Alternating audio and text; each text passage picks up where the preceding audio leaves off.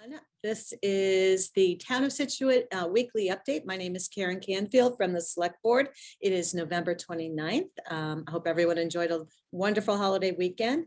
We would like to give you a couple of updates for the upcoming week.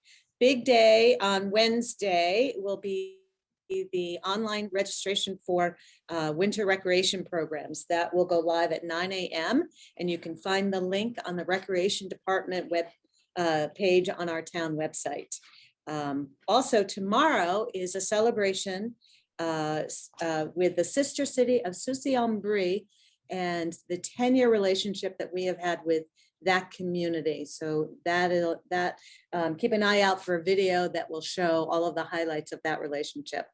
There are very few town meetings this week, but there are two on Wednesday. 5:30 will be a Charter Review Commission meeting. It will be held remotely. And at 7 p.m., the Waterways Commission will meet at the Senior Center live. You can see the agendas on the town website. This Friday is the first Friday event that kicks off our local holiday shopping season. Always a great weekend, and most excitingly is on Saturday, Santa will be arriving on the lobster boat at 10 a.m. So you don't want to miss that. You can get all the details for the events planned for the weekend at the Scituate Harbor Business Association's Facebook page. And finally, I just want to note that if you are wanting to attend the Division IV state championships between Scituate High School football and Duxbury this coming Monday, December 6th at 7:30 at Gillette, you need to get your tickets in advance. They will not be available at the stadium. So you can go to Ticketmaster and support our team in their quest for the state championship. With that, I'd like to turn things over to our town administrator, Jim Bedreau. Good morning. Hope everybody had a nice Thanksgiving. Welcome back to another update. We start as always with water main. Our water main construction is done for the season. The contractor is continuing to install services on Burkett, Tilden, Rainbow Court, and Foam Road.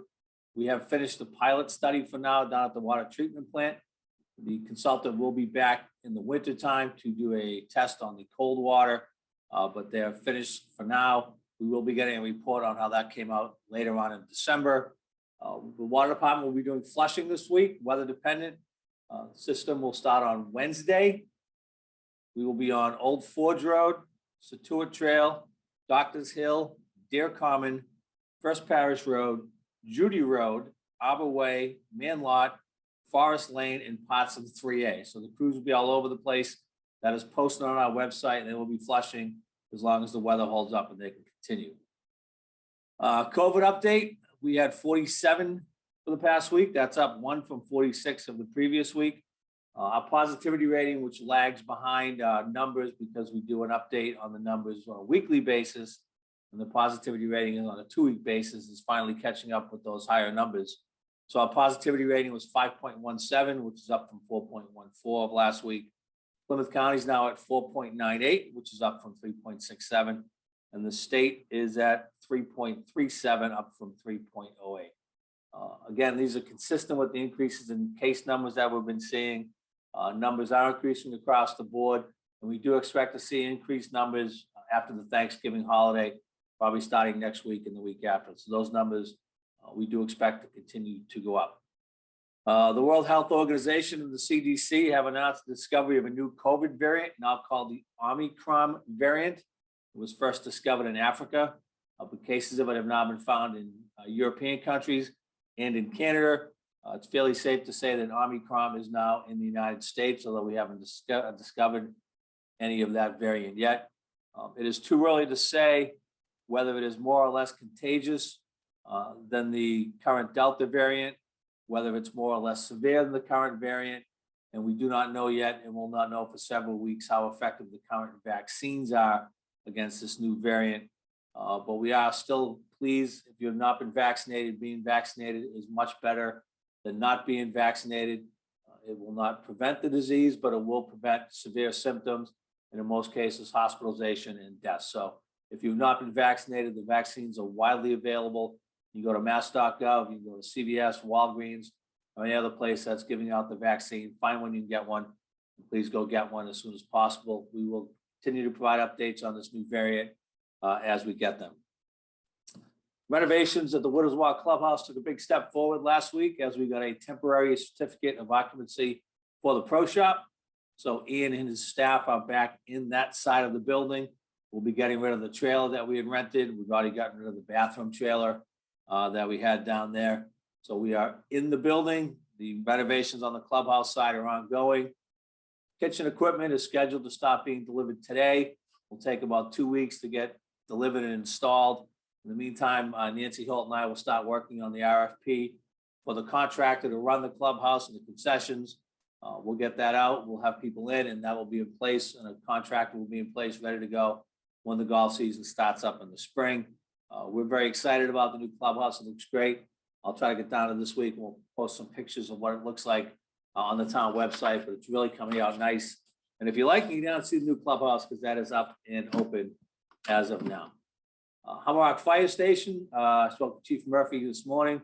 They're set to occupy the Hamarak Fire Station this Friday, December 3rd. It's a couple of days late, but we are going to get in. It is very important that we get in there because the truck right now is in a tent up on Fourth Cliff. We can't leave it there because the truck obviously carries water. We need to get it into a heated space. That is again scheduled for Friday of this week. So that'll be good news. There's still some work to do down there. There's a lot of exterior work that probably won't get done to the spring, but at least the trucks and the firemen will be in that nice new building. They'll be off Fourth Cliff and be able to run the station until we can do the finished work in the spring. Finally, the last thing I have is that the closing on the minor fire station sale is scheduled for tomorrow. Again, we received a bid of $585,000 for that building, and that money will go to offset the tax impact of the new senior center and the repairs to the recreation in the gym. And that's what I have for today. Thank you so much, Jim. And now we'll turn it over to our school superintendent, Bill Burkett. Thank you, Ms. Canfield, and good morning, everybody. First, I'll start with our health and wellness update. Although we had an abbreviated week last week of school, we still count cases throughout the week through Friday at 3 p.m. And our case count for last week was 11 cases, which is down one from the previous week of 12. Also on a report that we hosted a COVID-19 vaccination clinic yesterday for newly eligible 5 to 11-year-old students. So I want to give our nurses who were out there working that along with the state folks and our nurse leader, Kelly Roach, a big shout out for providing that opportunity for families. 176 doses were administered. So really pleased to see that and want to thank all the families and for those students that made the time available to commit to that. That's a really big number. And the second dose will be December 19th for those individuals. Next up, I just wanted to update folks that the school committee is in the midst of reviewing our facial covering policy that will provide the superintendent with the ability in consultation with the school committee, Department of Elementary and Secondary Education, the Mass Department of Public Health, the local Board of Health, and our own medical advisory team, the opportunity to move any school and district that has combined student and staff vaccination rates of over 80%. To make mask optional phase in which DESE allows for those students and staff who are vaccinated the option of removing their masks. All students and staff who are unvaccinated would still have to wear a mask per the DESE guidelines. Our high school is the only school in the district at this time that is over 80% vaccination and would be eligible should the policy be voted in the affirmative on December 6th by the committee. Part of the process is applying to DESE for an attestation application, which has been done and approved by DESE. So a hurdle that we've reached. If all health and safety metrics are looking good at the point post-vote, should it be in the affirmative, then the mask optional for vaccinated students and staff could be made possible. I will be sending out something to the entire school community this week to begin the process of updating folks on more details with that policy and process. And just in other news, our PE team applied last spring for a grant from the wonderful Scituate Education Foundation and was granted to purchase equipment to build a disc golf course on the campus of Gates Middle School. You may have seen it around. It's those chains with the baskets underneath. Our PE team started building the course back in September. The first few weeks were spent walking around the property using Google Earth, mapping things out. They went through multiple iterations to find the best possible course. It's now up and running, available to the community and to our students, obviously, and just a wonderful opportunity for folks to have fun, no matter what the weather, I guess. So the course is open. I want to thank Mr. Jim Flynn, for our PE teacher at Gates, for applying for the grant. Want to obviously thank SEF for granting the money to provide this, and for the support of our town, and Mr. Boudreau for allowing us to put this in. So enjoy, everybody. And finally, just good luck to our football team in the Super Bowl. I'm sure it'll be on TV for those that cannot make it, but if you can make it, it will be worth your while to attend our game versus Duxbury. So have a great week, everyone, and thank you. Great. Thanks, Bill. Great update. Thank you all for listening in. We'll see you again next Monday for our town update.